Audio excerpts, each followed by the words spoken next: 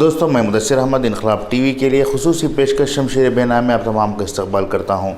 دوستوں آج ہم بات کرتے ہیں ہماری اور آپ کی مادری زبان کے تعلق سے جو اردو ہے، اس زبان کے تعلق سے آج ہم اس لیے بات کرنے جا رہے ہیں کہ پچھلے دنوں سوشل میڈیا پر ہم نے ایک میسیج کو گردش کرتے ہوئے دیکھا، جس میں اس بات کی اپیل کی گئی تھی کہ کرناٹک کی ایک یونیورسٹی میں طلبہ نہ ہونے کی وجہ سے، شعبہ اردو میں طلبہ نہ ہونے کی وجہ سے وہ شعبہ بند ہونے جا رہا ہے۔ اس لیے فوری طور پر گھروں میں موجود جو بی اے یا کسی بھی گریجویشن میں مکمل کیے ہوئے لڑکیاں ہیں، وہ فوری طور پر داخلہ لے کر شعبہ اردو کو بچائیں۔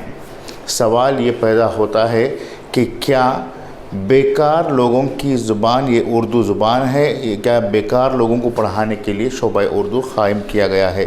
ساتھ ہی ساتھ یہ سوال بھی پیدا ہوتا ہے کہ آخر کیوں کر صرف غریب اور متوسط طبقے کو اردو زبان سے جوڑا جاتا ہے، جبکہ جو کلاس 1 یا ہائی فائی فیملی سے تعلق رکھتے ہیں ان لوگوں کو اردو زبان سے قریب کرنے کی کوشش نہیں کی جاتی۔ ویسے دیکھا جائے تو آج اردو کو مسلمانوں کی زبان بنا رکھا ہے، جبکہ دوسری انگریزی اور کنڑ جیسی زبانوں کو قبول کرنے کے لیے مسلمان پوری طرح سے تیار ہیں۔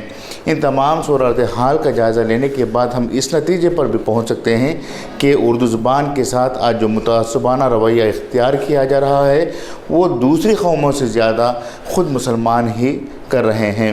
مسلمانوں نے اس زبان کو محض اپنی ضرورت کے مطابق استعمال کیا ہے۔ شعراء نے شعر و شاعری کے لیے، ادبا نے اپنے قلم اپنی کتاب میں لکھنے کے لیے اس زبان کا استعمال کیا ہے۔ اس کے علاوہ اس زبان کو کوئی ترجیح نہیں دے رہا ہے۔ جو سرکاری ملازمین، جو سرکاری اساتذہ اردو مدارس میں تدریسی خدمات انجام دے رہے ہیں، خود ان کے بچے اردو زبان سے ناآشنا ہیں۔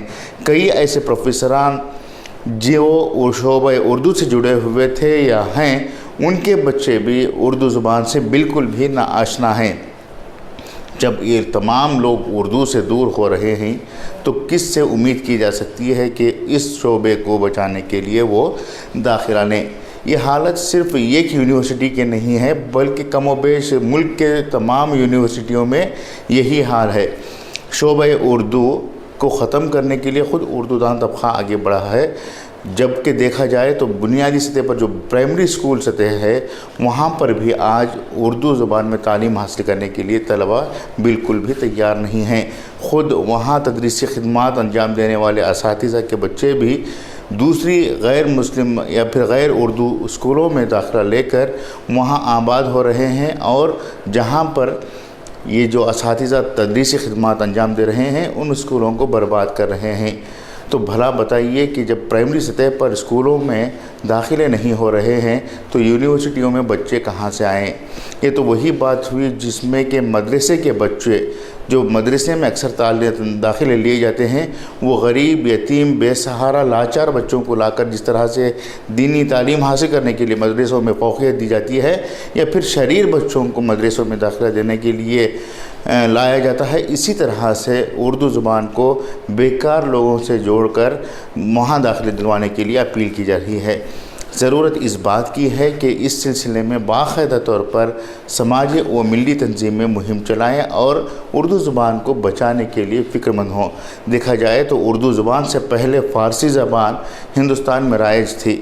اس وقت سوچا جاتا تھا کہ اگرچہ فارسی زبان ختم ہو جاتی ہے تو یہاں پر جو مسلمانوں کی شناخت ہے وہ شناخت بھی ختم ہو جاتی ہے، جبکہ آج فارسی بولنے، جاننے اور پڑھنے والے بہت کم ہیں، باوجود اس کے مسلمان زندہ ہیں۔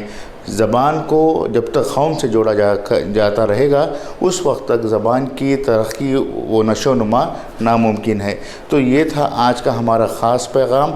ہماری یہ کوشش ہونی چاہیے کہ اردو زبان کو ذات اور مذہب سے جوڑ کر نہ دیکھتے ہوئے عام کرنے کی کوشش کی جائے، تب جا کر کہیں بڑی تبدیلی آ سکتی ہے۔